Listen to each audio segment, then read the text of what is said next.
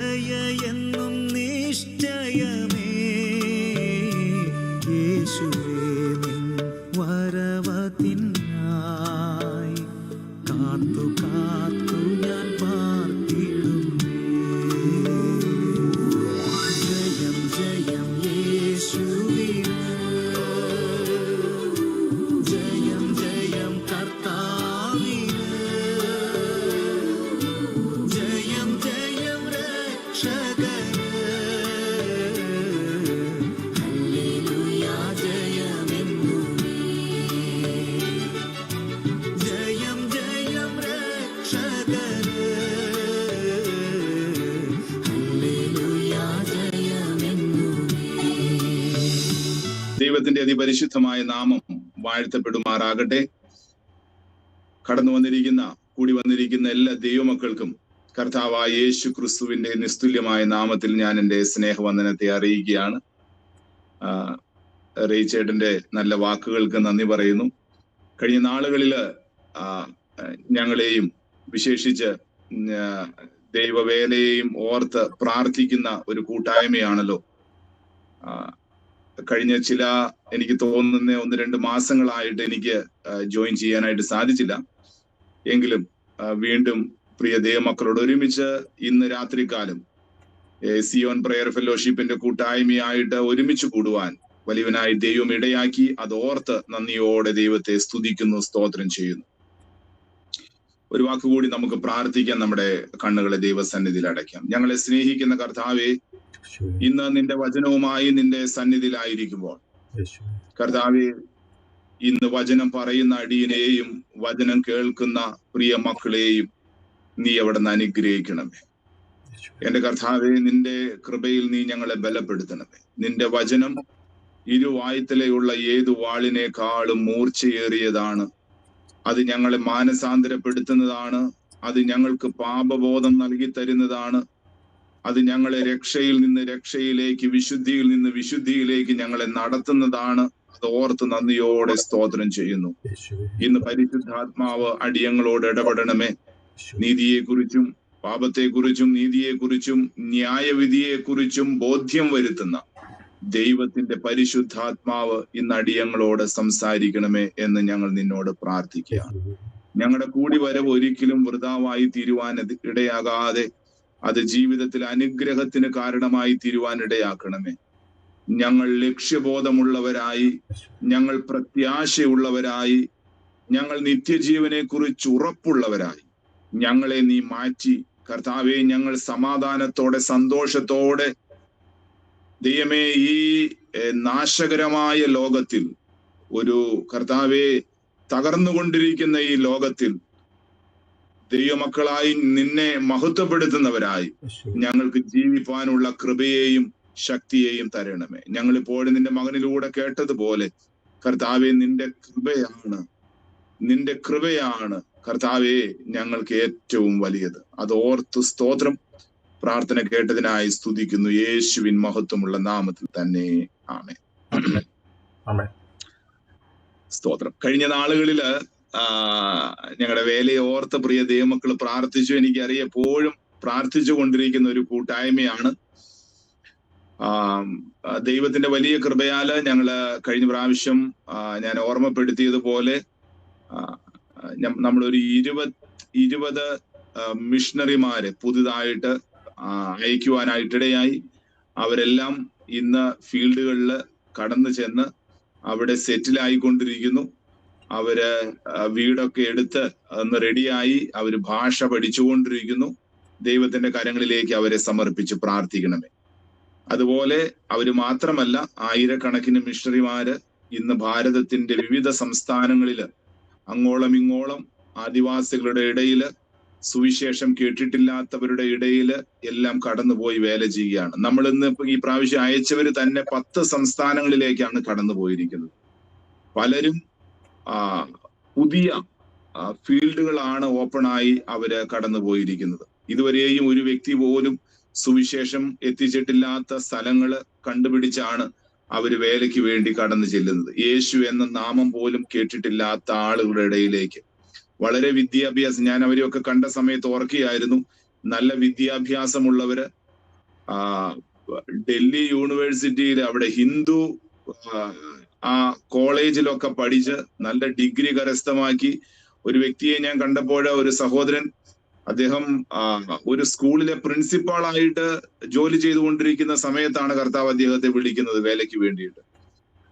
അവിടെ നിന്ന് അവര് റിസൈൻ ചെയ്ത് നമ്മുടെ മിഷനിൽ IEM ജോയിൻ ചെയ്ത് അവര് ഇന്ന് കർത്താവിന്റെ വേലയ്ക്ക് വേണ്ടി ഇറങ്ങി തിരിച്ചിരിക്കുക. 1 വയസ്സ് പോലും പ്രായമാകാത്ത കുഞ്ഞുങ്ങളുമായി, കൈക്കുഞ്ഞുങ്ങളുമായി അവര് പലരും കടന്നു പോയിരിക്കുക. അവരെയൊക്കെ ഓർത്ത് പ്രാർത്ഥിക്കണമേ. നമുക്കറിയാം നോർത്ത് ഇന്ത്യയിലെ പല സ്ഥലങ്ങളിലും വളരെ പ്രതികൂലങ്ങളാണ്. ഈ ആന്റി കൺവേർഷൻ ബില്ല് പല സ്ഥലങ്ങളിലും പാസ്സായതുകൊണ്ട് ആ സംസ്ഥാനങ്ങളിലെല്ലാം വലിയ പ്രശ്നങ്ങളിലൂടെ കടന്നു പോകുന്നുണ്ട്. ഓർത്ത് പ്രാർത്ഥിക്കണം. നന്ദിയോടെ സ്തോത്രം ചെയ്യുന്നു. കേരളത്തിലുള്ള മിനിസ്ട്രിയെ കർത്താവ് നാളുകളിൽ അനുഗ്രഹിക്കുന്നു. കഴിഞ്ഞ ആഴ്ച പെരുമ്പാവൂര് 3 ഹിന്ദിക്കാര്, അവര് ഹിന്ദു ബാക്ക്ഗ്രൗണ്ടിൽ നിന്നുള്ളവരാണ്. 2 പേര് ഒറീസ, ഒരാൾ ആസാമിൽ നിന്ന്. അവര് കർത്താവിനെ സ്വന്തം രക്ഷിതാവും കർത്താവുമായി സ്വീകരിച്ച് അവര് സ്നാനപ്പെട്ട് സഭയോട് ചേരുവാനായിട്ടിടയായി. നന്ദിയോടെ ദൈവത്തെ സ്തുതിക്കുന്നു. ദൈവം വലിയവനാണ്, അത്ഭുതം പ്രവർത്തിക്കുന്നു. നമ്മുടെ പ്രാർത്ഥനയ്ക്കെല്ലാം ഇങ്ങനെ ഉത്തരം ലഭിച്ചുകൊണ്ടിരിക്കുകയാണ്. അതോർത്ത് നന്ദിയോടെ മഹത്വപ്പെടുത്തുന്നു കർത്താവിനെ. അവരൊക്കെ അവരുടെ അനുഭവ സാക്ഷ്യങ്ങളൊക്കെ പറയുമ്പോൾ നമുക്ക് കരച്ചിലോട് കൂടി അത് കേൾക്കുവാനായിട്ട് സാധ്യമാകുകയുണ്ടായിരുന്നുള്ളൂ. അതിൽ ഒറീസയിൽ നിന്ന് വിശ്വാസത്തിലേക്ക് ചേർന്ന ഒരു മകൻ പറയുകയായിരുന്നു, എന്റെ ജീവിതത്തിൽ ഞാൻ ആടിനെയും പശുവിനെയും അങ്ങനെയൊക്കെ ബലി അർപ്പിക്കുന്ന ഒരു വ്യക്തിയായിരുന്നു. അദ്ദേഹം പറയുകയായിരുന്നു, ഞാൻ എത്രയോ പാപങ്ങള്, എത്രയോ മദ്യപാനത്തിലൂടെ, വെറിക്കൂത്തുകളുടെ, ഈ ലോകത്തിന്റെ മ്ലേച്ഛകരമായ ജീവിതത്തിലൂടെ കടന്നുപോയി. എന്നാൽ ഞാൻ ഇന്ന് അനുഭവിക്കുന്ന സമാധാനം അത് എനിക്ക് യേശു നൽകി തന്നതാണെന്ന് പറയുകയായിരുന്നു. നന്ദിയോടെ ദൈവത്തെ മഹത്വപ്പെടുത്തുന്നു. അതുപോലെയുള്ള അത്ഭുതങ്ങളെ ദൈവം ഈ നാളുകളില് നടന്നുകൊണ്ടിരിക്കുന്നു. നമുക്ക് ഓർത്ത് പ്രാർത്ഥിക്കാം. ഈ സൺഡേ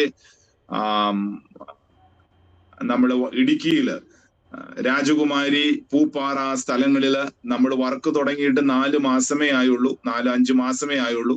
അവിടെ ഇന്ന് 3 സ്ഥലത്ത് കൂടിവരവുകളുണ്ട്. സൺഡേ രാവിലെ, ഉച്ചയ്ക്ക്, വൈകിട്ട് 3 സ്ഥലങ്ങളിൽ അവിടെ കൂടി വന്നുകൊണ്ടിരിക്കുകയാണ് ആളുകൾ ഒരുമിച്ച്.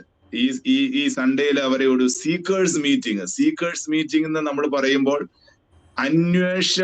അന്വേഷകർക്ക് വേണ്ടിയിട്ടുള്ള ഒരു മീറ്റിംഗ് നമ്മൾ അവിടെ ചെയ്യുകയാണ്. പലരും വിശ്വാസത്തിലേക്ക് കടന്നു വരുന്നതിന് വേണ്ടിയിട്ട് അവരിങ്ങനെ റെഗുലറായിട്ട് ആരാധനയ്ക്ക് കടന്നു വന്നുകൊണ്ടിരിക്കുന്ന, അവരെ യഥാർത്ഥമായി വചനത്തിന്റെ കാര്യങ്ങൾ പറഞ്ഞു കൊടുത്ത് അവരെ വിശ്വാസത്തിലേക്ക് കൊണ്ടുവന്ന് ക്രിസ്തുവിനെ അവർ പൂർണ്ണ രക്ഷിതാവും കർത്താവുമായി സ്വീകരിക്കുന്നതിന് വേണ്ടി അവരെ ഒരുക്കുന്ന ഒരു മീറ്റിംഗ് ആയിട്ട് ഈ ഞായറാഴ്ച ക്രമീകരിച്ചിരിക്കുന്നു. അതുപോലെ തന്നെ ഞായറാഴ്ച ആയതുകൊണ്ട് വൈകിട്ട് അവിടെ 1000കണക്കിന് ഇന്ത്യക്കാരുണ്ട്. 2 സ്ഥലങ്ങളില് ഞങ്ങള് ഒരു പരസ്യയോഗം അത് ക്രമീകരിച്ചിരിക്കുകയാണ്. നമുക്ക് വലിയവനായ ദൈവം ഒരു സൗണ്ട് ബോക്സും കാര്യങ്ങളൊക്കെ നൽകി തന്നതുകൊണ്ട് അത് ഉപയോഗപ്പെടുത്തി നമുക്ക് അവിടെ ഒരു പരസ്യയോഗം നടത്തുവാനായിട്ട് ഹിന്ദിക്കാരുടെ ഇടയിൽ നമ്മൾ പ്ലാൻ ചെയ്യുന്നു. ഓർത്ത് പ്രിയ ദൈവമക്കള് പ്രാർത്ഥിക്കണമേ. നന്ദിയോടെ ദൈവത്തെ മഹത്വപ്പെടുത്തുന്നു.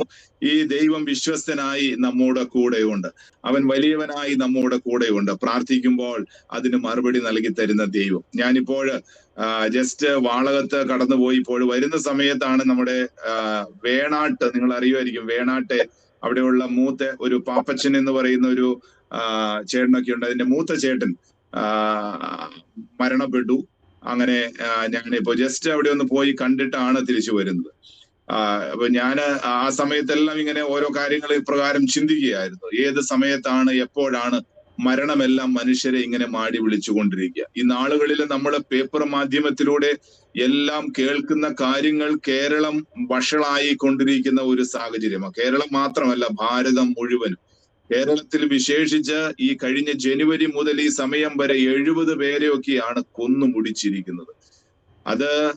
അതും കൂടുതലായി മദ്യപാനവും കഞ്ചാവും അതുപോലെ ലഹരി പദാർത്ഥങ്ങൾ ഉപയോഗിച്ച് അവരെ വഴക്കുണ്ടാക്കി ആ രീതിയിലുള്ള പ്രശ്നങ്ങളാണ് കടന്നുപോയിക്കൊണ്ടിരിക്കുന്നത്. വരുന്ന ആളുകളിലെ ദൈവഹിതമാണെങ്കിൽ പെരുമ്പാവൂര് കേന്ദ്രീകരിച്ചുകൊണ്ട് ഞങ്ങൾ ഈ ഈസ്റ്ററിന്റെ അല്ലെങ്കിൽ കർത്താവിന്റെ ഉയർത്തെഴുന്നേൽപ്പിന്റെ ആ സമയവുമായി ബന്ധപ്പെട്ടും അതുപോലെ ഓശാന ദിവസങ്ങളിലെല്ലാം ആ സ്ഥലങ്ങളിലൊക്കെ കടന്നുപോയി ഒരു ഈ ലഹരിക്കെതിരെയും അതുപോലെ യേശു ഉയർത്തെഴുന്നേറ്റതിനെ കുറിച്ചെല്ലാം ഒന്ന് അവിടെ പ്രഘോഷിക്കുവാനെല്ലാം ആഗ്രഹിക്കുകയാണ്. പ്രിയ ദൈവമക്കളെ ഓർത്ത് പ്രാർത്ഥിക്കണമേ. നന്ദിയോടെ ദൈവത്തെ മഹത്വപ്പെടുത്തുന്നു, സ്തുതിക്കുന്നു. ഈ അല്പസമയത്തെ ചിന്തയ്ക്കായിട്ട് ഞാൻ വിശുദ്ധ യോഹന്നാന്റെ സുവിശേഷം 11-ാം അധ്യായം അതിന്റെ 25-ാം വാക്യമാണ് എടുത്ത് ഒരല്പം ചിന്തിക്കുവാനായിട്ട് ഞാൻ ആഗ്രഹിക്കുന്നത്. അതിന്റെ അവസാന ഭാഗം മാത്രമാണ് നമ്മൾ അല്പസമയത്തേക്ക് ചിന്തിക്കുവാനായിട്ട് ആഗ്രഹിക്കുന്നത്. വിശേഷിച്ച് ഒരു ദൈവ പൈതലിന്റെ ജീവിതത്തിൽ അവൻ എപ്പോഴും ഒരുങ്ങിയിരിക്കേണ്ട കാര്യം എന്നുള്ളത് കർത്താവിന്റെ സന്നിധിയിലേക്ക് നാം കടന്നു പോകുന്ന ആ വലിയ പ്രത്യാശയ്ക്ക് വേണ്ടിയിട്ടാണ്. അതിനു വേണ്ടിയിട്ടാണ് ഓരോ ദൈവ പൈതലിന്റെയും ജീവിതത്തിലുള്ള ഒരുക്കം എന്ന് നാം ഓർത്തിരിക്കേണ്ടതാണ്. അത് ഈ ഭൂമിയിൽ തന്നെ നാം ഒരുങ്ങേണ്ടത് ആവശ്യമാണ്. മരിച്ചുപോയ പലരെയും നാം വർഷാവർഷങ്ങളില് എല്ലാം ഓർക്കുന്നവരാണ്, അല്ലെ? നമ്മൾ പലപ്പോഴും അത് ഓർക്കുകയും പല കാര്യങ്ങളെല്ലാം ചെയ്യുന്നവരാണ്. എന്നാൽ ദൈവത്തിന്റെ വചനത്തില് നമ്മൾ ചിന്തിക്കുമ്പോൾ വളരെ വ്യക്തമായിട്ട് നമുക്ക് കാണുവാനായിട്ട് സാധിക്കുന്നുണ്ട്. നമ്മെ വേർപെട്ടു പോയവരെ ഓർക്കേണ്ടത്, ചിലരൊക്കെ പറയും അതൊന്നും ആവശ്യമില്ല, പക്ഷെ ദൈവത്തിന്റെ വചനം പറയുന്നത് ഓർക്കേണ്ടത് ആവശ്യമാണ്. അതെന്തിനു വേണ്ടിയിട്ടാണ് ഓർക്കേണ്ടത് എന്നുള്ളത് എബ്രായർക്ക് എഴുതിയ ലേഖനം 13-ാം അധ്യായം അതിന്റെ 7-ാം വാക്യത്തില് വളരെ വ്യക്തമായി പറയുന്നുണ്ട്. അവിടെ പറയുന്നത് ഇങ്ങനെയാണ്, നിങ്ങളതൊന്ന് എടുത്ത് പിന്നീട് വായിച്ചു നോക്കിയാൽ നല്ലതാണ്. എബ്രായർക്ക് എഴുതിയ ലേഖനം 13-ാം അധ്യായം അതിന്റെ 7-ാം വാക്യം. അവിടെ പറയുക, നിങ്ങളോട് ദൈവവചനം പ്രസംഗിച്ച് നിങ്ങളെ നടത്തിയവരെ ഓർത്തുകൊള്ളുവിൻ. നിങ്ങളെ നടത്തിയവരെ ഓർത്തുകൊള്ളുവിൻ. എന്നിട്ട് അതിനുശേഷം അവിടെ പറയുകയാണ്, അത് എപ്പോഴാണ് ഓർക്കേണ്ടത് എന്നുള്ളത് നമുക്ക് അവിടെ കാണാം. ഓർത്തുകൊള്ളുവിൻ, അവരുടെ ജീവ അവസാനം ഓർത്ത് അവരുടെ വിശ്വാസം അനുകരിപ്പി.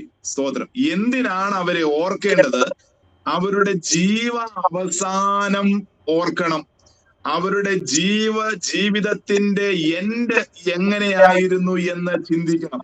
എങ്ങനെയാണ് അവർ ഈ ഭൂമിയിൽ നിന്ന് കടന്നു പോയത് എന്ന് ചിന്തിക്കണം. നന്ദിയോടെ ദൈവത്തെ സ്തുതിക്കുന്നു. പ്രിയ ദൈവമക്കളെ, അവിടെ പറയുകയാണ്, അതിനുശേഷം പറയുകയാണ്, അവരുടെ ജീവ അവസാനം ഓർത്ത് അവരുടെ വിശ്വാസം അനുകരിപ്പീൻ. സ്തോത്രം. എന്തിനു വേണ്ടിയിട്ടാണ് നാം മറ്റുള്ളവരെ, ഈ ലോകത്ത് നിന്ന് വാങ്ങിപ്പോയവരെ ഓർക്കേണ്ടത്? അവരുടെ ജീവാവസാനം ഓർത്ത് അവരുടെ വിശ്വാസം, ദൈവം അവർക്ക് കൊടുത്ത വിശ്വാസത്തെ അനുകരിക്കുന്നതിന് വേണ്ടി. ഇന്നൊരു വിശ്വാസം നമുക്ക് നമ്മുടെ കർത്താവ് നൽകി തന്നിട്ടുണ്ടെങ്കിൽ പ്രിയ ദൈവമക്കളെ, അത് ഓർക്കേണ്ടത് അനേകര് നമ്മളെ നടത്തിയത് കൊണ്ടാണ്. അനേകർ ആ വിശ്വാസത്തെ നമുക്ക് കാണിച്ചു തന്നത് കൊണ്ടാണ്. അതുകൊണ്ട് അങ്ങനെയുള്ളവരെ നാം ഓർക്കണം. കാരണം അവരുടെ വിശ്വാസം ഈ ഭൂമിയിൽ എങ്ങനെയായിരുന്നു? അവർ അന്ത്യത്തോളം വിശ്വാസം അർപ്പിച്ചവരായിരുന്നു. സ്തോത്രം. അവരെ കുറിച്ച് പറയുമ്പോൾ അവർ എങ്ങനെയായിരുന്നു? അവരുടെ ജീവ അവസാനം വരെ അവർ വിശ്വാസത്തിൽ പിടിച്ചു നിന്നവരായിരുന്നു. അവർ വില കൊടുത്തവരായിരുന്നു. വിശ്വാസത്തിന് വേണ്ടി വില കൊടുത്തവരായിരുന്നു അവർ. സ്തോത്രം. അവർ അവരുടെ ജീവിതത്തിന്റെ അവസാന ശ്വാസം വരെയും അവർ വില കൊടുത്തായിരുന്നു. ഞാന് മിക്കവാറും ബാപ്റ്റിസം കൊടുക്കുന്ന സമയത്ത്, സ്നാനം കൊടുക്കുന്ന സമയത്ത് 2 ചോദ്യങ്ങൾ അവരോട് ചോദിക്കും.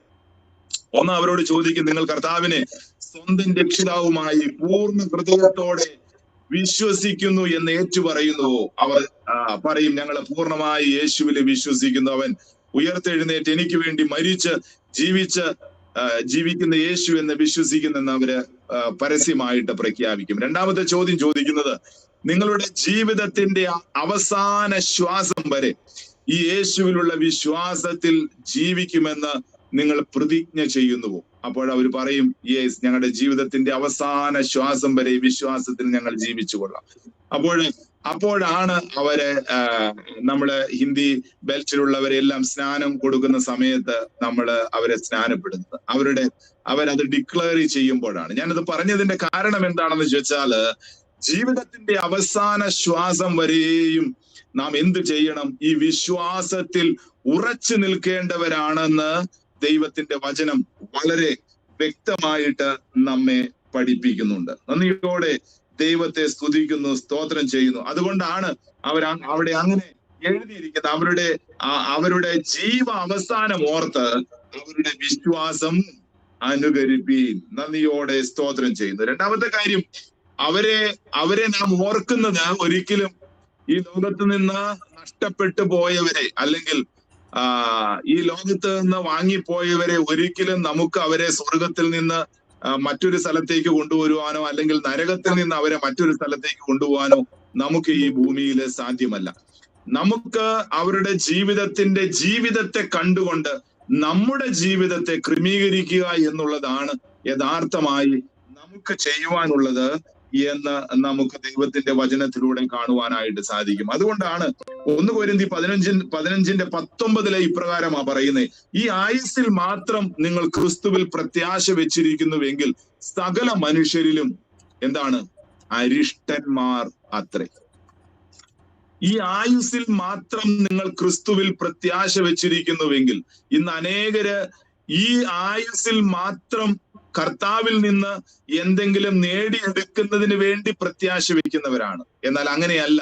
ഈ ആയുസ്സിന് അപ്പുറമായി ഒരു ജീവിതമുണ്ടെന്ന് മനസ്സിലാക്കി ആ ആയുസ്സിലും നാം ക്രിസ്തുവിൽ പ്രത്യാശ വെക്കുന്നവരായി തീരുവാൻ വലിയവനായി ദൈവം നമ്മെ ഇടയാക്കട്ടെ. യോഹന്നാന്റെ സുവിശേഷം 11-ാം അധ്യായം അതിന്റെ 25-ാം വാക്യം നമ്മൾ ഇങ്ങനെയാണ് വായിക്കുന്നത്. ആ സംഭവത്തിന്റെ പശ്ചാത്തലം എല്ലാം നമുക്കറിയാം. ഇതാ അവിടെ മറിയയുടെയും അവളുടെ സഹോദരി മാർത്തയുടെയും ഗ്രാമമായ ബഥാനിയിലെ ലാസർ എന്ന ഒരുത്തൻ ദീനമായി കിടന്നു. കർത്താവ് ദൂരെയായിരുന്നു. വളരെ കർത്താവ് സ്നേഹിച്ച ഒരു ഭവനം, അവിടെ ഒരു മരണം സംഭവിക്കുകയാണ്. കർത്താവ് വളരെ സ്നേഹിച്ച ലാസർ ഈ ലോകത്ത് നിന്ന് മാറ്റപ്പെട്ടു. അതിനുശേഷം കർത്താവ് അത് അറിഞ്ഞതിന് ശേഷം വീണ്ടും കർത്താവ് ലാസറിന്റെ അടുക്കലേക്ക് കടന്നു വരികയാണ്. അങ്ങോട്ട് വരുന്ന സമയത്ത് കർത്താവ് തന്റെ ശിഷ്യന്മാരോട് പറയുന്നുണ്ട്, നമുക്ക് പോകാം, ഇപ്പോൾ ലാസർ ഉറങ്ങുന്നു, അവൻ നിദ്ര കൊള്ളുന്നു എന്നൊക്കെ പറയുകയാണ്. നിദ്ര കൊള്ളുന്നു എന്നുള്ളത് കർത്താവ് മരണത്തെ സൂചിപ്പിക്കുന്ന, പക്ഷെ അതൊന്നും ശിഷ്യന്മാർക്ക് യഥാർത്ഥമായി മനസ്സിലാകുന്നില്ല. അപ്പോൾ അവർ നിദ്ര കൊള്ളുന്നു എന്നെങ്കിൽ തീർച്ചയായും അവൻ സൗഖ്യം പ്രാപിക്കും, അവൻ ഉണരും എന്നെല്ലാം ശിഷ്യന്മാര് പറഞ്ഞു. അവർക്ക് മനസ്സിലായില്ലെന്ന് അറിഞ്ഞുകൊണ്ട് കർത്താവ് ലാസർ മരിച്ചു എന്ന് വ്യക്തമായി അവനോട് പറയുകയാണ്. അങ്ങനെയുള്ള സംഭവങ്ങളെല്ലാം ഉണ്ടായി. കർത്താവ് തിരിച്ചു വരുന്നതിന് സമയമെടുത്തു. 4 ദിവസം കഴിഞ്ഞാണ് കർത്താവ് തിരിച്ചു വരുന്നത്. അങ്ങനെ വരുന്ന സമയത്താണ് ഈ സംഭവം 25-ാം വാക്യം അവിടെ നമുക്ക് കാണുവാനായിട്ട് സാധിക്കുന്നത്. മാർത്ത, അതിന്റെ 24 മുതൽ, മാർത്ത അവനോട്, ഒടുക്കത്തെ നാളിലെ പുനരുത്ഥാനത്തിൽ അവൻ ഉയർത്തെഴുന്നേൽക്കും എന്ന് ഞാൻ അറിയുന്നു എന്ന് പറഞ്ഞു. യേശു അവളോട്, മാർത്തയോടാണ് പറയുന്നത് കേട്ടോ, യേശു അവളോട്, ഞാൻ തന്നെ പുനരുത്ഥാനവും ജീവനുമാകുന്നു. എന്നിൽ വിശ്വസിക്കുന്നവൻ മരിച്ചാലും ജീവിക്കും. സ്തോത്രം. 3 കാര്യങ്ങളാണ് ഞാൻ ഇന്ന് ദൈവമക്കളുമായിട്ട് പങ്കുവയ്ക്കുവാനായിട്ട് ആഗ്രഹിക്കുന്നത്. വിശ്വാസം, മരണം, ജീവൻ. സ്തോത്രം. വിശ്വാസം, മരണം, ജീവൻ. യേശുവിലുള്ള വിശ്വാസം. എന്നിൽ വിശ്വസിക്കുന്നവൻ, കർത്താവ് പറയാ, എന്നിൽ വിശ്വസിക്കുന്നവൻ മരിച്ചാലും ജീവിക്കും. ഹല്ലേലൂയ. നന്ദിയോടെ ദൈവത്തെ സ്തുതിക്കുന്നു. ദൈവമക്കളെ, നമുക്ക് പ്രത്യാശ നൽകി തരുന്ന ഒരു വചനമാണ് ഇത്. ഒരിക്കലും മറന്നു പോകരുത്. കർത്താവ് പറഞ്ഞതാണ്, മാർത്തയോട് പറയുക, എന്നിൽ വിശ്വസിക്കുന്നവൻ മരിച്ചാലും ജീവിക്കും. എത്രയോ ഒരു സന്തോഷം നൽകി തരുന്ന, ഈ ഭൂമിയിൽ ജീവിക്കുമ്പോൾ തന്നെ ഒരു സന്തോഷം നൽകി തരുന്ന വചനമാണ് ഇതെന്ന് നാം ഓർത്തിരിക്കേണ്ടത് ആവശ്യമാണ്. എന്താണ് യഥാർത്ഥ വിശ്വാസം എന്നുള്ളത്? വിശ്വാസത്തെ കുറിച്ചൊക്കെയാണ് നമ്മളിപ്പോ കേട്ടുകൊണ്ടിരുന്നത്. യഥാർത്ഥമായി വിശ്വാസം, അവനിലുള്ള വിശ്വാസം, ആ വിശ്വാസമാണ് യേശു ക്രിസ്തുവിലുള്ള വിശ്വാസം. അതുകൊണ്ടാണ് പറയുന്നത്, എന്നിൽ വിശ്വസിക്കുന്നവൻ. ഈ ലോകത്തിൽ മറ്റാരിൽ വിശ്വസിച്ചിട്ടും കാര്യമില്ല. ഈ ലോകത്തിൽ വേറെ ഒരു വ്യക്തിയിൽ വിശ്വസിച്ചിട്ടും കാര്യമില്ല. ഏത് മഹാന്മാരിൽ വിശ്വസിച്ചിട്ടും കാര്യമില്ല. യേശു ക്രിസ്തു പറയുകയാണ്, എന്നിൽ വിശ്വസിക്കുന്നവൻ മരിച്ചാലും ജീവിക്കും. ആ യേശുവിലുള്ള ആഴത്തിലുള്ള വിശ്വാസം, അവനെ കൈക്കൊണ്ട് അവന്റെ നാമത്തിൽ വിശ്വസിക്കുന്ന ഏവർക്കും, അവിടെയാണ് അങ്ങനെ പറഞ്ഞിരിക്കുന്നത്, അവനെ കൈക്കൊണ്ട് അവന്റെ നാമത്തിൽ വിശ്വസിക്കുന്ന ഏവർക്കും അവൻ എന്തായി തീരുവാൻ?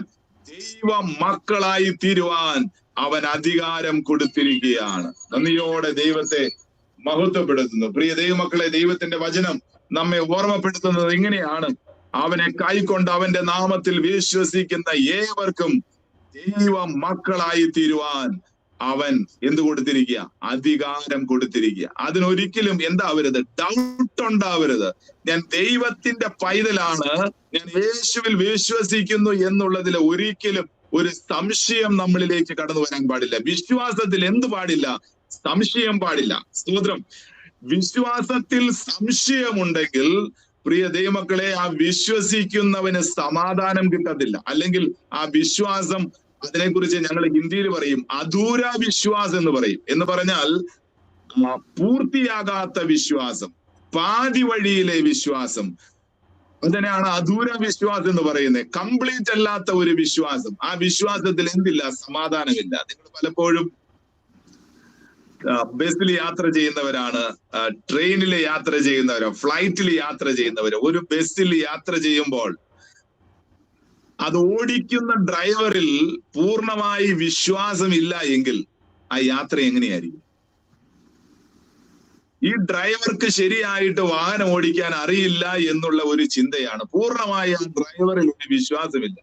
ഒന്ന് ഓർത്തു നോക്കി, ഈ ഫ്ലൈറ്റിലൊക്കെ യാത്ര ചെയ്യുമ്പോൾ അത് പറത്തുന്ന ആ ക്യാപ്റ്റനില് വിശ്വാസമില്ലെങ്കിൽ ഒന്ന് ഓർത്തു നോക്കി എന്തായിരിക്കും അവസ്ഥ? നമുക്ക് സമാധാനത്തോടെ ഒന്ന് ഇരിക്കാൻ പറ്റൂ? ഒരിക്കലും പറ്റത്തില്ല. ഒരു ജീവിതത്തില് സമാധാനത്തോടെ ഈ ഭൂമിയിൽ ജീവിക്കണമെങ്കിൽ വിശ്വസിക്കുന്നവനിൽ പൂർണ്ണമായി ഉറപ്പുണ്ടായിരിക്കണം, ആശ്രയമുണ്ടായിരിക്കണം. നന്ദിയോടെ ദൈവത്തെ സ്തുതിക്കുന്നു. സംശയം കടന്നു വന്നാൽ സമാധാനം നഷ്ടപ്പെടും. ജീവിതത്തെക്കുറിച്ചും ജീവിപ്പിക്കുന്നവനെ കുറിച്ചും നിത്യത നൽകുന്നവനെ കുറിച്ചും എന്ത് പാടില്ല? സംശയം കടന്നു വരുവാനായിട്ട് പാടില്ല. നന്ദിയോടെ ദൈവത്തെ മഹത്വപ്പെടുത്തുന്നു. പ്രിയ ദൈവമക്കളെ, വിശ്വാസം നമ്മെ എന്താക്കി തീർക്കുകയാണെന്ന് അറിയാമോ? നമ്മെ ദൈവ പൈതലാക്കി തീർക്കുകയാണ്. വിശ്വാസം നമ്മെ എന്താക്കി തീർക്കുക? ദൈവ പൈതലാക്കി തീർക്കുക. അതുകൊണ്ടാണ് പറയുന്നത്, അവനെ കൈക്കൊണ്ട് അവന്റെ നാമത്തിൽ വിശ്വസിക്കുന്ന ഏവർക്കും ദൈവ മക്കളായി തീരുവാൻ അവൻ അധികാരം നൽകിയിരിക്കുക. വിശ്വാസം നമ്മെ രക്ഷയിലേക്ക് നടത്തുന്നതാണ്. സ്തോത്രം. വിശ്വാസം നമ്മെ വെറുതെ ഇരുത്തുന്നതല്ല, വിശ്വാസം നമ്മെ രക്ഷയിലേക്ക് നടത്തുന്നതാണ്. യേശു ക്രിസ്തുവിനെ റോമർക്കെഴുതിയ ലേഖനം 10-ാം അധ്യായം അതിന്റെ 9-ാം വായിക്കുമ്പോൾ നമുക്ക് വളരെ വ്യക്തമായിട്ട് കാണുവാൻ സാധിക്കുന്നു. യേശുവിനെ കർത്താവ് എന്ന് വായ് കൊണ്ട് ഏറ്റുപറയുകയും ദൈവം അവനെ മരിച്ചവരുടെ ഇടയിൽ നിന്ന് ഉയർത്തെഴുന്നേൽപ്പിച്ചു എന്ന് നീ ഹൃദയം കൊണ്ട് വിശ്വസിക്കുകയും ചെയ്താൽ എന്ത് ചെയ്യും? രക്ഷിക്കപ്പെടും. വിശ്വാസം നമ്മെ എന്തിലേക്ക് നയിക്കുന്നതാണെന്ന് അറിയാമോ? നമ്മെ രക്ഷയിലേക്ക് നയിക്കുന്നതാണ്. വിശ്വാസം നമ്മെ ദൈവ പൈതലാക്കി തീർക്കുക മാത്രമല്ല, വിശ്വാസം നമ്മെ രക്ഷയിലേക്ക് നയിക്കുക. ആ വിശ്വാസം രക്ഷയിലേക്ക് എങ്ങനെയാണ് നമ്മെ നയിക്കുന്നത്? യേശുവിനെ കർത്താവ് എന്ന് വായ് കൊണ്ട് ഏറ്റുപറയണം. ദൈവം അവനെ മരിച്ചവരുടെ ഇടയിൽ നിന്ന് ഉയർത്തെഴുന്നേൽപ്പിച്ചു എന്ന് ഹൃദയം കൊണ്ട് വിശ്വസിക്കണം. എന്നാൽ നീ എന്ത് ചെയ്യും? രക്ഷിക്കപ്പെടും. സ്തോത്രം. ഞാൻ എന്റെ വാക്കുകൾ പറയുന്നതല്ല. റോമർക്കെഴുതിയ ലേഖനം 10-ാം അധ്യായം അതിന്റെ 9-ാം വാക്യം അതിന്റെ താഴോട്ട് വായിക്കുമ്പോൾ എന്തുകൊണ്ട് വായ് കൊണ്ട് ഏറ്റുപറയണമെന്നും എന്തുകൊണ്ട് ഹൃദയം കൊണ്ട് വിശ്വസിക്കണമെന്നും വളരെ വ്യക്തമായിട്ട് അവിടെ പറയുന്നുണ്ട്. നന്ദിയോടെ ദൈവത്തെ മഹത്വപ്പെടുത്തുന്നു. പ്രിയ ദൈവമക്കളെ, നമ്മുടെ വിശ്വാസം ആഴത്തിലുള്ള വിശ്വാസമായിരിക്കണം. അതൊരു മതപരമായ വിശ്വാസമാകരുത്. അത് മതത്തിലുള്ള വിശ്വാസമല്ല. ഒരുവൻ മതവിശ്വാസിയല്ല, മറിച്ചവൻ ദൈവവിശ്വാസിയാണ് ആകേണ്ടത്. സ്തോത്രം. മതവിശ്വാസിയല്ല, ദൈവവിശ്വാസി. ലോകത്തിൽ അനേകം മതങ്ങളുണ്ട്. ക്രിസ്തീയ മതം എന്ന ഒരു മതവുമുണ്ട്. നമുക്ക് ഓർക്കാം, ഇന്ന് ഞാൻ എന്തുകൊണ്ട് ഒരു ക്രിസ്ത്യാനി എന്ന് ചോദിക്കുമ്പോൾ പ്രിയ ദൈവമക്കളെ, നമുക്ക് പലപ്പോഴും പറയുവാനുള്ള ഒരു കാരണം, എന്റെ മാതാപിതാക്കൾ ആരായിരുന്നു? ഒരു ക്രിസ്ത്യാനി ആയതുകൊണ്ട് ഞാൻ ആരായി തീർന്നു? ക്രിസ്ത്യാനിയായി തീർന്നു. സ്തോത്രം. എന്റെ മാതാപിതാക്കള് എന്നെ അവർ ബൈബിൾ വായിക്കുന്നവരായിരുന്നു, അതുകൊണ്ട് ഞാനും ബൈബിൾ വായിക്കുന്നവനായി തീർന്നു. അവർ യേശുവിൽ വിശ്വസിക്കുന്നവരായിരുന്നു, അതുകൊണ്ട് ഞാനും യേശുവിൽ വിശ്വസിക്കുന്നു. നല്ല കാര്യം, വളരെ നല്ലതാണ്. കാരണം നമുക്ക് അങ്ങനെ ഒരു ഓപ്പർച്യൂണിറ്റി കിട്ടി. ഞാൻ പലപ്പോഴും ഓർക്കാറുണ്ട്, പലരെ കുറിച്ച് ഞാൻ ചിന്തിക്കാറുണ്ട്. ഒരുവൻ ഹിന്ദു കുടുംബത്തിൽ ജനിച്ചതുകൊണ്ട് അവൻ എന്തായി? അവൻ ഹിന്ദുവായി മാറി. അവന് ചാൻസ് കിട്ടിയില്ല, അവനൊരു ഓപ്പർച്യൂണിറ്റി കിട്ടിയില്ല. ഒരുവൻ ഒരു മുസ്ലിം കുടുംബത്തിൽ ജനിച്ചതുകൊണ്ട്, അല്ലെങ്കിൽ ഒരു സിഖ് കുടുംബത്തിൽ ജനിച്ചതുകൊണ്ട് അവൻ എന്തായി മാറി? അവനൊരു സിഖുകാരൻ അല്ലെങ്കിൽ ഒരു മുസ്ലിംകാരനായി മാറി. അതുകൊണ്ട് അവൻ യേശുവിൽ വിശ്വസിക്കാൻ എന്ത് കിട്ടിയില്ല? അവന് ബൈബിൾ വായിക്കാൻ, അവന് നടത്തുവാൻ അവനൊരു കുടുംബം ലഭിച്ചില്ല. പ്രിയ ദൈവമക്കളെ, എന്നാൽ ഒരു മതത്തിൽ ജനിച്ചു എന്നുള്ളത് കൊണ്ടോ ആ വിശ്വാസം അതുപോലെ ആചാരങ്ങളെ ഫോളോ ചെയ്യുന്നതല്ല യഥാർത്ഥമായ ദൈവവിശ്വാസം. ദൈവവിശ്വാസം എന്നുള്ളത് ഒരുവൻ അറിവാകുമ്പോൾ അവൻ ആ സത്യത്തെ മനസ്സിലാക്കി അവന്റെ ജീവിതത്തിൽ ലഭിക്കുന്ന അനുഭവത്തിൽ നിന്നുള്ള വിശ്വാസമാണ്. സ്തോത്രം. ആ അനുഭവമാണ് അവൻ എന്താക്കി മാറ്റുന്നത്? യഥാർത്ഥ ക്രിസ്തീയ വിശ്വാസിയാക്കി മാറ്റുന്നത്. ആ അനുഭവമാണ് അവനെ യഥാർത്ഥത്തിൽ ദൈവ പൈതലാക്കി മാറ്റുന്നത്. ആ അനുഭവമാണ് യഥാർത്ഥത്തിൽ അവനെ രക്ഷയിലേക്ക് നടത്തുന്നത്, അവൻ രക്ഷകനെ രുചിച്ചറിയുന്നത്. ഞാൻ പറയുന്നത് നിങ്ങൾക്ക് എത്രമാത്രം അത് മനസ്സിലാകുന്നുണ്ടെന്ന് എനിക്കറിയത്തില്ല, പക്ഷേ അതാണ് യഥാർത്ഥമായ വാസ്തവം. അതുകൊണ്ടാണ് നാം ഇന്ന് ക്രിസ്തീയ ഗോളത്തിലും നിത്യജീവനെ കുറിച്ചും മാനസാന്തരത്തെ കുറിച്ചും രക്ഷയെക്കുറിച്ചും പ്രസംഗിക്കുന്നത്. സ്തോത്രം. എന്തുകൊണ്ടാണ് നാം കൺവെൻഷൻ നടത്തുന്നത്? എന്തുകൊണ്ടാണ് നമ്മുടെ പള്ളികളിലും നമ്മുടെ കൂട്ടായ്മകളിലും വചന ശുശ്രൂഷ നടത്തുന്നത്? കാരണം മാനസാന്തരത്തിന്റെ അനുഭവത്തിലേക്ക് ആര് കടന്നു വരണം? അവനൊരു ക്രിസ്ത്യാനിയായി ജനിച്ചു എന്നുള്ളത് കൊണ്ട് കാര്യമില്ല, മറിച്ചവൻ ക്രിസ്തുവിനെ സ്വന്തം രക്ഷകനും കർത്താവുമായി സ്വീകരിക്കേണ്ടത് ആവശ്യമാണ്. അവനെ ഏറ്റെടുക്കേണ്ടത് ആവശ്യമാണ്. ഉള്ളിന്റെ ഉള്ളിൽ വിശ്വസിക്കേണ്ടത് ആവശ്യമാണ്. അവന്റെ മകനും മകളുമായി തീരേണ്ടത് ആവശ്യമാണ്. അതിനുവേണ്ടി ഹൃദയത്തിൽ അവനെ വിശ്വസിക്കേണ്ടത് ആവശ്യമാണ്. ഞാൻ പറയുന്നത് നിങ്ങൾക്ക് ക്ലിയർ ആവുന്നുവെന്ന് ഞാൻ മനസ്സിലാക്കുകയാണ്. പ്രിയ ദൈവമക്കളെ, വിശ്വാസം എന്നുള്ളത് വലിയ ആഴത്തിലുള്ളതാണ്. അത് പൊതുവെ വെറുതെ പറഞ്ഞു പോകുന്ന ഒരു കാര്യമല്ല. വിശ്വാസം എന്നുള്ളത് വളരെ ആഴത്തിലുള്ളതും അത് ക്രിസ്തുവിനെ ഉള്ളിൽ ഒരു അനുഭവമായി ഏറ്റെടുക്കുന്നതാണ്. ക്രിസ്തീയ വിശ്വാസം എന്നുള്ളത് അത് അനുഭവമാണ്. അനുഭവത്തിലൂടെയാണ് അനേകര് കർത്താവിങ്കിലേക്ക് കടന്നു വരുന്നത്. ഞാൻ പറയട്ടെ, ഈ പ്രാവശ്യം നമ്മൾ 20 മിഷണറിമാരെ അയച്ചതിൽ 50% കൂടുതലും, എനിക്ക് തോന്നുന്ന ഒരു 70% ഹിന്ദു ബാക്ക്ഗ്രൗണ്ടിൽ നിന്ന്, അന്യ മതത്തിൽ നിന്ന് വിശ്വാസത്തിലേക്ക് കടന്നു വന്നവർ. അവരുടെ അനുഭവങ്ങളെല്ലാം എഴുതി വെച്ചിട്ടുണ്ടായിരുന്നു ആ ഭാഗങ്ങളിൽ. എന്തുകൊണ്ടാണെന്ന് അറിയാമോ? അവര് ഇന്ന് യേശുവിൽ വിശ്വസിച്ച് അക്രൈസ്തവരായിരുന്നവർ ഈ യേശുവിന്റെ വചനവുമായി ജയിലെങ്കിൽ ജയിൽ, മരണമെങ്കിൽ മരണം എന്ന് പറഞ്ഞ് വടക്കേ ഇന്ത്യക്കെല്ലാം കടന്നുപോയിരിക്കുന്നത് ഒരൊറ്റ കാരണമേ ഉള്ളൂ. അവരനുഭവത്തിലൂടെ ഈ രക്ഷകനെ രുചിച്ചറിഞ്ഞു. അനുഭവത്തിലൂടെ ഈ രക്ഷകനെ അവർ രുചിച്ചറിഞ്ഞു.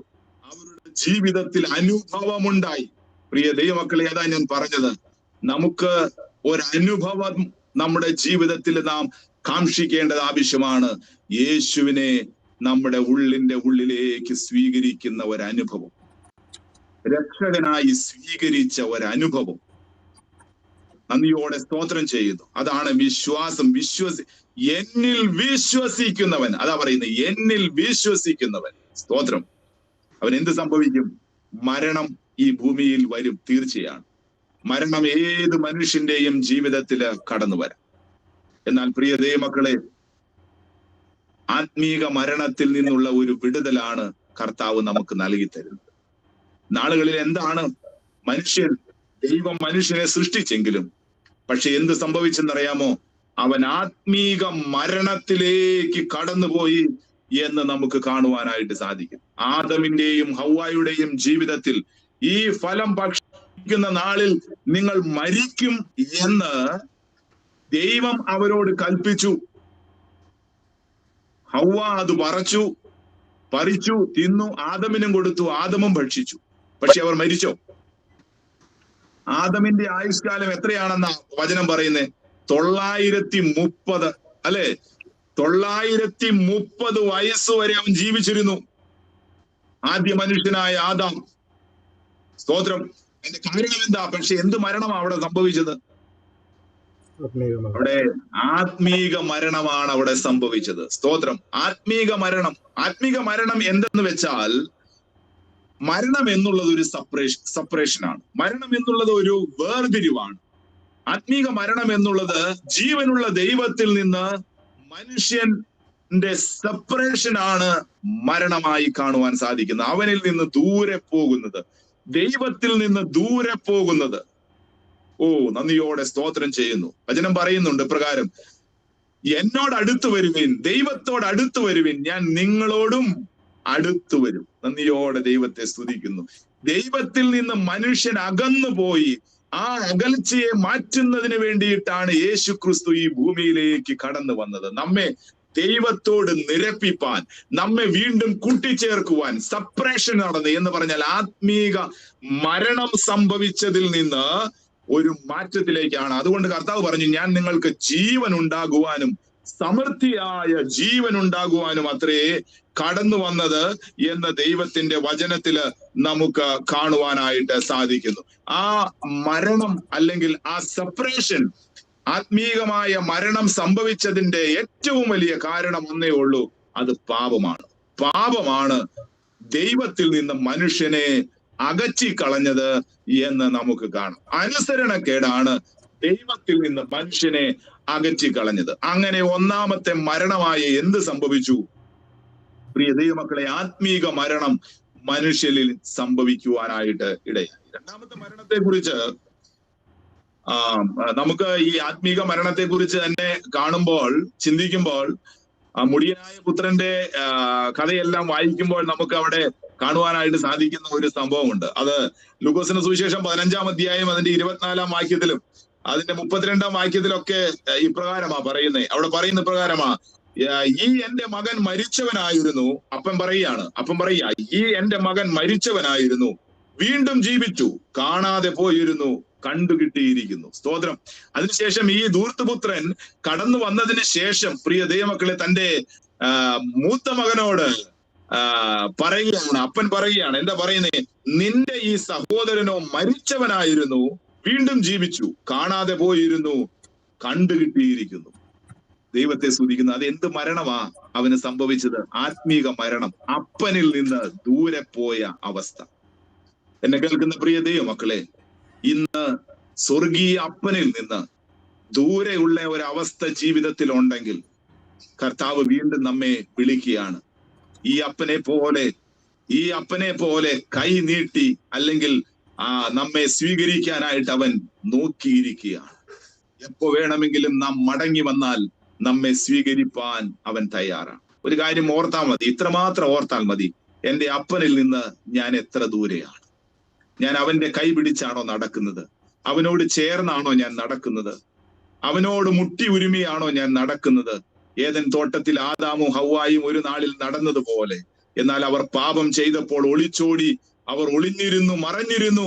ഇന്ന് ദൈവത്തിൽ നിന്ന് മറഞ്ഞിരിക്കുന്ന അനുഭവമാണോ നമ്മുടെ ജീവിതത്തിൽ? അല്ലല്ലോ. നാം ഓർക്കാം, കർത്താവേ, നിന്റെ കരം പിടിച്ചൊന്ന് നടക്കുവാൻ, നിന്നോട് ചേർന്നൊന്ന് നടക്കുവാൻ, നിന്നിൽ നിന്ന് ദൂരെ പോകാതെ, ആത്മീക മരണം എന്നിൽ ഭവിക്കാതെ കർത്താവെ നീ എന്നെ അനുഗ്രഹിക്കണമേ.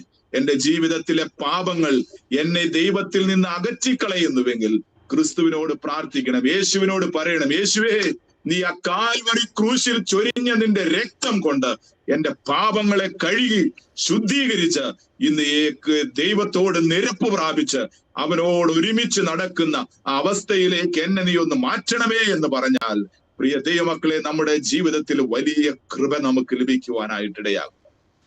നന്ദിയോടെ സ്തോത്രം. നമ്മെ ഹല്ലേലൂയ. രണ്ടാമത്തെ കാര്യത്തിലേക്ക് നാം കടന്നു വരുന്നത് എന്താണെന്നറിയാമോ? നാം ശാരീരികമായ മരണം ഈ ജീവിതത്തില് ഏതു മനുഷ്യന്റെയും ജീവിതത്തിൽ സംഭവിക്കാവുന്ന ഒന്നാണെന്ന് നമുക്ക് മനസ്സിലാക്കുവാനായിട്ട് സാധിക്കും. എന്നിൽ വിശ്വസിക്കുന്നവൻ മരിച്ചാലും എന്ന് പറഞ്ഞാൽ മരണമുണ്ട്. സ്തോത്രം. മരണം സംഭവിക്കും. അവൻ അങ്ങനെ തന്നെ അങ്ങോട്ട് പോവുകയല്ല.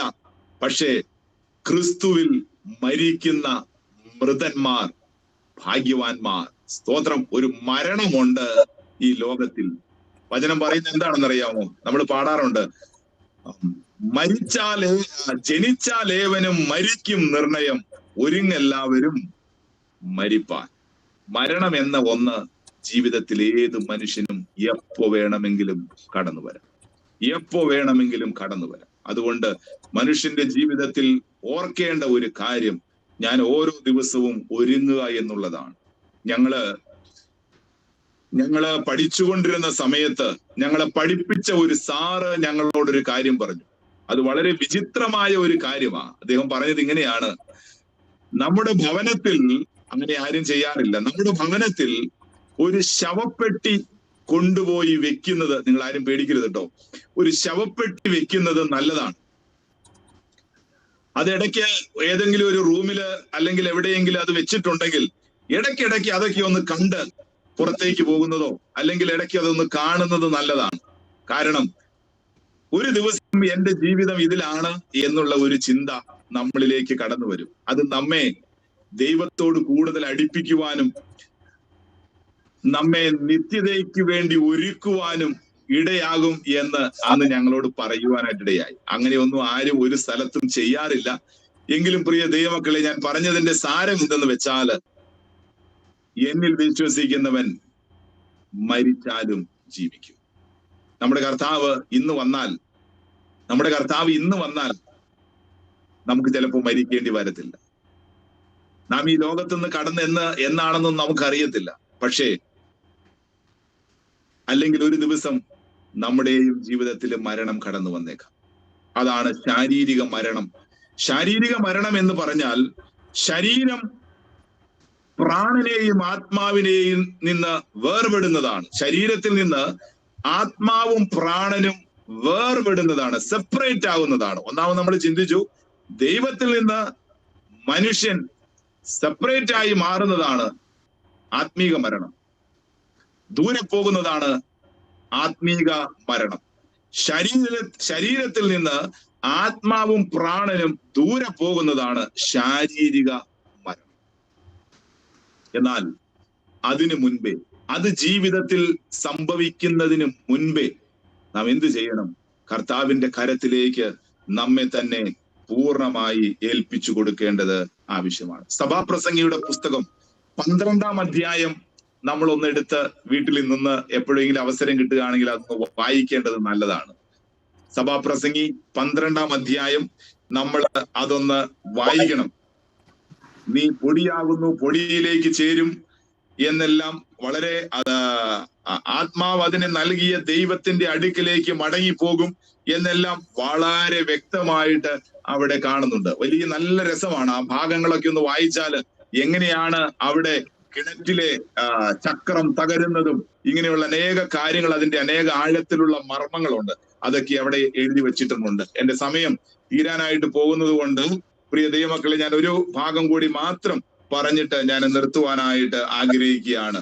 വീണ്ടും മൂന്നാമതായി കാണുന്ന ഒരു കാര്യമാണ് നമുക്ക് കാണുവാനായിട്ട് സാധിക്കുന്നത്. അതാണ് രണ്ടാമത്തെ മരണം, രണ്ടാം മരണം അല്ലെങ്കിൽ നിത്യമരണം എന്നുള്ളതിനെ കുറിച്ച് ദൈവവചനത്തിൽ കാണുന്നു. രണ്ട് കാര്യങ്ങളാണുള്ളത്. നിത്യമരണത്തിലേക്ക് കടക്കുവാനല്ല ദൈവം നമ്മളെ കുറിച്ച് ആഗ്രഹിക്കുന്നത്. സ്തോത്രം. നിത്യമരണം എന്നുണ്ട്. ഒന്ന് നമ്മൾ കണ്ടു, ആത്മീക മരണം, ശാരീരിക മരണം, മൂന്നാമതായിട്ട് നിത്യമരണം. നിത്യമരണത്തെ കുറിച്ച് ദൈവത്തിന്റെ വചനത്തിൽ പറയുന്നത് രണ്ടാം മരണം എന്നാണ്. ഒരു വാക്യം നമുക്കറിയാം, വളരെ വ്യക്തമായിട്ടറിയാം. നമുക്ക് വെളിപ്പാട് പുസ്തകം അതിന്റെ 20-ാം അധ്യായത്തിന്റെ 12 മുതലുള്ള ഭാഗങ്ങൾ ഒന്ന് ഞാൻ വായിക്കുകയാണ്. മരിച്ചവർ ആബാലവൃത്തം സിംഹാസനത്തിന്റെ മുമ്പിൽ നിൽക്കുന്നത് കണ്ടു. പുസ്തകങ്ങൾ തുറന്നു, ജീവന്റെ പുസ്തകം എന്ന മറ്റൊരു പുസ്തകവും തുറന്നു.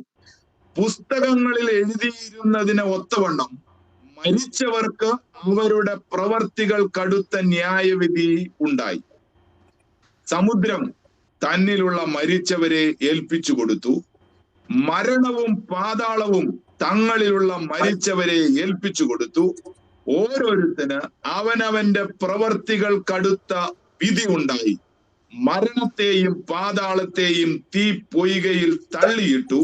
ഈ തീപ്പൊയ്ക രണ്ടാമത്തെ മരണം. ജീവപുസ്തകത്തിൽ പേരെഴുതി കാണാത്ത ഏവനെയും തീപ്പൊയ്കയിൽ തള്ളിയിടും. സ്തോത്രം. ഇതിനെക്കുറിച്ച് പറയുന്നതാണ് എന്താണെന്നറിയാമോ? നിത്യമരണം. രണ്ടാമത്തെ മരണം.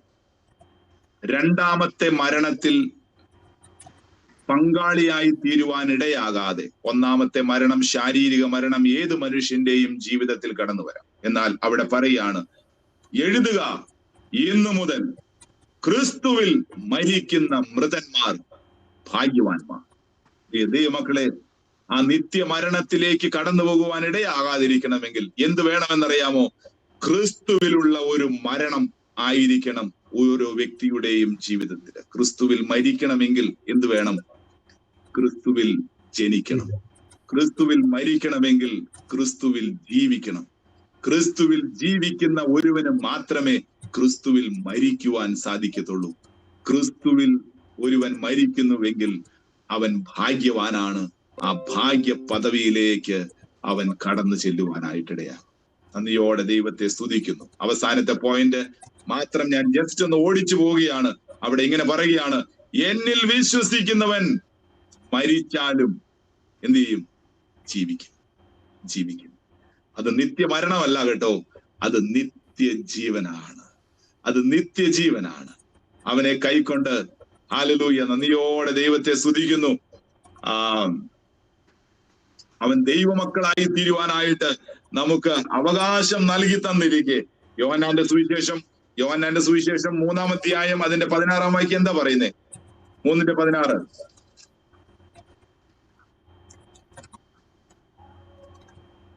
എനിക്ക് പലപ്പോഴും ഹിന്ദിയിലാണത് ഓടി വരുന്നത്. തന്റെ ഏകജാതനായ പുത്രനിൽ വിശ്വസിക്കുന്ന ഏവനും നശിച്ചു പോകാതെ, സ്തോത്രം, എന്ത് പ്രാപിക്കേണ്ടതിന്? നിത്യജീവൻ പ്രാപിക്കേണ്ടതിന് ദൈവം അവനെ നൽകുവാൻ തക്കവണ്ണം ലോകത്തെ സ്നേഹിച്ചു. ആ യേശുവിന്റെ സ്നേഹം എന്തിനാന്നറിയാമോ? നിത്യജീവൻ നൽകി തരുവാൻ. നിത്യമരണത്തിലേക്ക് നാം പോകാതെ നിത്യജീവൻ നൽകി തരുവാൻ. ആ ഒരൊറ്റ വാക്യം നമ്മൾ ഓർത്താ മതി. യോഹന്നാൻ 11:25, എന്നിൽ വിശ്വസിക്കുന്നവൻ മരിച്ചാലും ജീവിക്കും. ഏറ്റവും വലിയ സന്തോഷ വാർത്ത എന്നുള്ളത് നാം ജീവിക്കുമെന്നുള്ളതാ. എന്റെ കർത്താവ് ജീവിക്കുന്നതിനാൽ ഞാനും ജീവിക്കുന്നു. എന്റെ യേശു ജീവിക്കുന്നതിനാൽ ഞാനും ജീവിക്കുന്നു. യേശു ക്രിസ്തു ഉയർത്തു ജീവിക്കുന്നു. പരലോകത്തിൽ ജീവിക്കുന്നു. ഇഹലോകത്തിൽ ആ പാട്ട് നമുക്ക് പാടുവാനായിട്ട് സാധിക്കും. എന്റെ യേശു ജീവിക്കുന്നതിനാൽ ഞാനും ജീവിക്കുന്നു. ആ കർത്താവ് നമ്മെ അനുഗ്രഹിക്കട്ടെ. ആ കർത്താവ് നമ്മെ ബലപ്പെടുത്തട്ടെ. പ്രിയ ദൈവമക്കളെ, എങ്ങനെയാണ് യഥാർത്ഥമായ വിശ്വാസം? അനുഭവത്തിലൂടെയുള്ള വിശ്വാസമാണ്. അനുഭവത്തിലൂടെയുള്ള വിശ്വാസം നമ്മളിലേക്ക് കർത്താവ് നൽകി തരട്ടെ. അത് നിത്യജീവൻ പ്രാപിപ്പാനുള്ള വിശ്വാസമാണ്. അത് നമ്മെ രക്ഷിക്കപ്പെടുത്തുന്ന വിശ്വാസമാണ്. അത് നമ്മെ ദൈവ പൈതലാക്കി തീർക്കുന്ന വിശ്വാസമാണ്. അത് നമ്മെ ഹല്ലേലൂയ നിത്യതയിലേക്ക് കൊണ്ടുപോകുന്ന വിശ്വാസമാണ്. ഭൂമിയിൽ 3 തരത്തിലുള്ള മരണത്തെക്കുറിച്ച് ഞാൻ പറഞ്ഞു. ആത്മീക മരണം, ശാരീരിക മരണം, രണ്ടാമത്തെ മരണം അല്ലെങ്കിൽ നിത്യമരണം. എന്നാൽ അതിലേക്കല്ല പ്രിയ ദൈവമക്കളെ, നാം ക്രിസ്തുവിൽ അവനോടുകൂടെ ക്രൂശിക്കപ്പെട്ടവരായി അവന് വേണ്ടി നിലനിൽക്കുമ്പോൾ നമ്മുടെ ജീവിതം ആ നിത്യജീവന്റെ പുസ്തകത്തിൽ പേരെഴുതപ്പെട്ട മക്കളുടെ ജീവിതം പോലെ അവൻ നമ്മുടെ പേര് വിളിക്കുമ്പോൾ അവനോട് ഒരുമിച്ച് അവന്റെ സന്നിധിയിൽ അവന്റെ മടിയിൽ ഇരുന്ന് വിശ്രമിക്കുന്ന ഒരു നിത്യതയിലേക്ക് നാം പ്രവേശിക്കും. അതിനായി നമ്മുടെ കർത്താവ് നമ്മെ അനുഗ്രഹിക്കട്ടെ. കർത്താവിന്റെ വരവ് ഏറ്റവും അടുത്തിരിക്കുന്നു എന്ന് ലോക സംഭവങ്ങൾ ഇന്ന് വിളിച്ചറിയിച്ചു കൊണ്ടിരിക്കുന്ന ഈ കാലഘട്ടത്തിൽ പ്രിയ ദൈവമക്കളെ, കൂടുതലായി നമ്മുടെ കർത്താവിനോട് ചേരുവാൻ, നിത്യതയെ കുറിച്ചുള്ള ഉറപ്പ് പ്രാപിച്ച് അവന് വേണ്ടി ജീവിപ്പാൻ വലിയവനായ ദൈവം നമ്മെ സഹായിക്കട്ടെ എന്ന് മാത്രം ഓർമ്മപ്പെടുത്തിക്കൊണ്ട് ഞാൻ എന്റെ വാക്കുകളിൽ നിന്ന് വിരമിക്കുന്നു. ദൈവനാമം മാത്രം മഹത്വപ്പെടട്ടെ. ഒരു നിമിഷം നമ്മുടെ കണ്ണുകളെ ഒന്ന് അടച്ച്, ദൈവാത്മാവ് എന്നോട് പറയുന്നത്, ഇന്ന് പ്രിയ ദൈവമക്കളെ നമ്മുടെ കണ്ണുകളെ ഒന്ന് അടച്ചാട്ട്.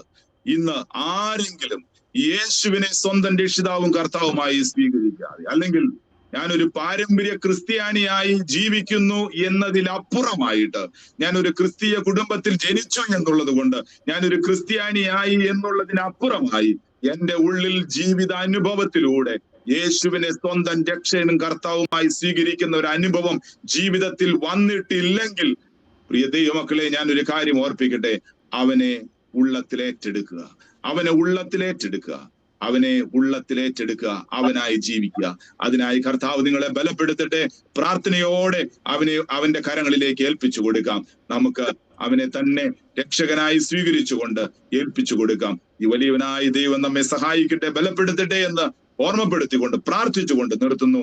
ദൈവനാമം മാത്രം മഹത്വപ്പെടട്ടെ. Thank you. God bless. ഒന്നുമില്ല എന്റെ നാവിൽ ചൊല്ലിടുവാൻ, കൃപയല്ലാതൊന്നുമല്ല